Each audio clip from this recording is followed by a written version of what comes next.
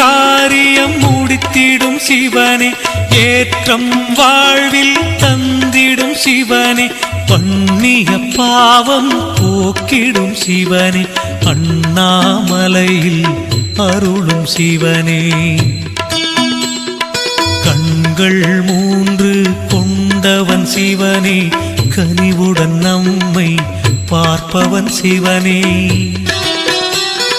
விண்ணையும் மண்ணையும் படைத்தவன் சிவனே, அண்ணாமலையில் அருளும் சிவனே.